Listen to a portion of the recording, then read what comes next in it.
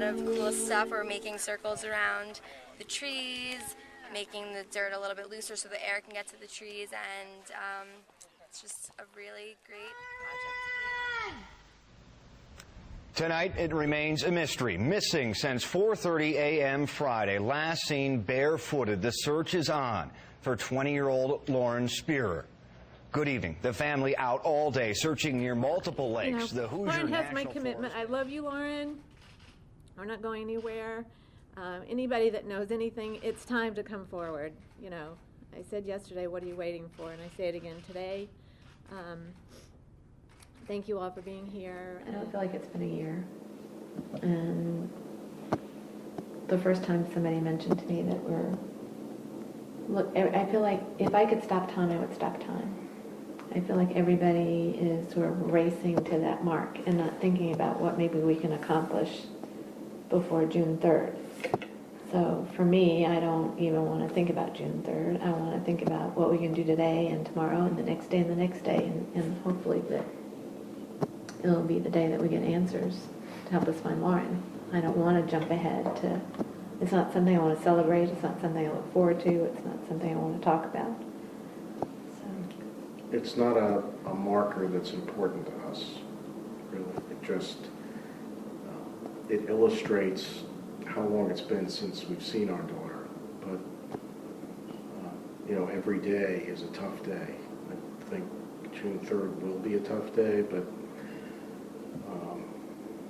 we just hope it doesn't roll into June 4th.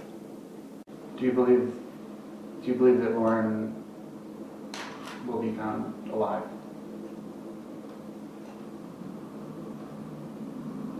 I don't.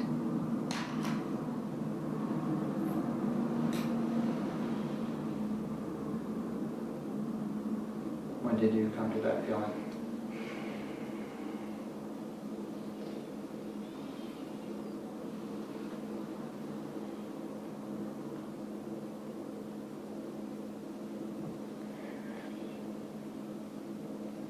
I mean, you always hope that there's a possibility.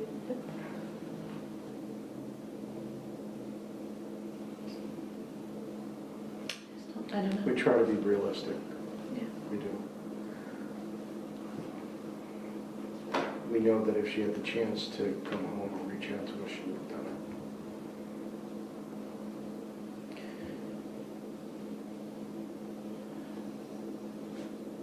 it. So what keeps you going forward? Lord. She, you know, she doesn't deserve this ending to her story. She's just, you know, an amazing girl, and she deserves the respect that anybody deserves. She doesn't deserve to have had this ending. I mean, she's a vibrant, wonderful, loving, amazing girl who had a lot to live for, and you know, we're just not going to be satisfied not ever having answers, and we're going to try everything we can to get answers and find out what happened to her and where she is, bring her home and treat her respectfully. It's a parent's energy.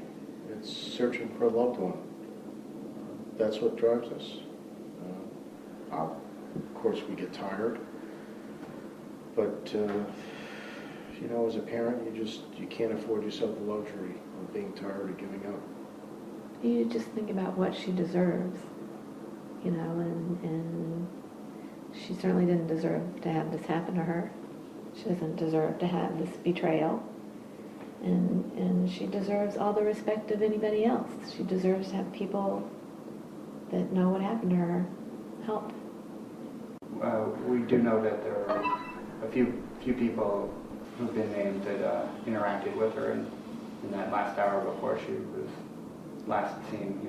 Jay Rosenbaum, Corey Rossman, Mike Beth, and a couple of other people who were with her. Are you satisfied that they've shared all they know and have nothing that they're holding back? No, I'm not satisfied.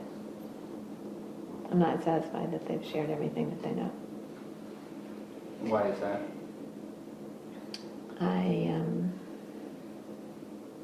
I feel like if they really wanted to help us, they would go to the Bloomington Police Department and they'd be willing to take the law enforcement administered polygraphs. And they're not willing to do that, At this stage, they still have not. have not. Why do you think they've been reluctant? I'm not sure. I like to ask them that question. I think there was no concern for Lauren. Corey Ross. Go ahead. Corey wanted what Corey wanted. And Lauren was right on her floor, close to her apartment. You could have easily taken her here. As I said before, I don't know why, if she was in Smallwood, she wasn't taken to her apartment. She was on her floor. I feel if, as the Carl Saltzman has said, that it was like the walking wounded. Clearly, he admits that Lauren was having difficulty. Why didn't somebody call and get her help? You know, nobody called to get her help. Nobody And cared enough. clearly, there was... You can't have it both ways. You can't have it that you were concerned about this girl and then have it that you let her walk off on her own. If you're really concerned about this girl, why didn't you call 911? Why didn't you get her help? Why didn't you take her to her apartment? Why did you drag her out of Smallwood? Take her somewhere else. I believe that his failure to act had consequences and impacted Lauren's disappearance. I don't know exactly what he did at the end of the night and how it affected her disappearance, but whatever he knows, he refuses to share. And I think he's a coward. A coward. He's a coward. I think he's a liar and a coward. We're in this limbo, which is incredibly challenging. And you just don't ever know when it's going to overtake you. The missing Lauren and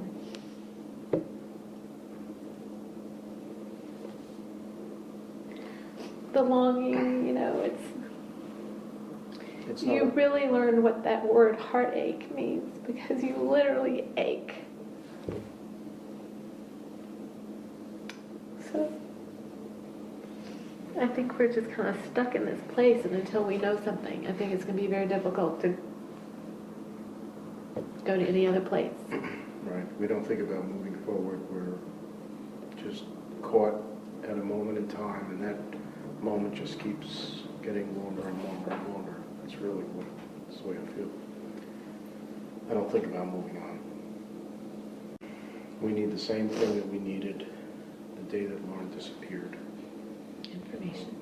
We need compassion. We need caring. We need humanity. We need just a shred of feeling to help us find our daughter, get closure. We begged, we pleaded. I don't know how else to say it, but we need your help. And whatever you need, whatever you want, we'll do.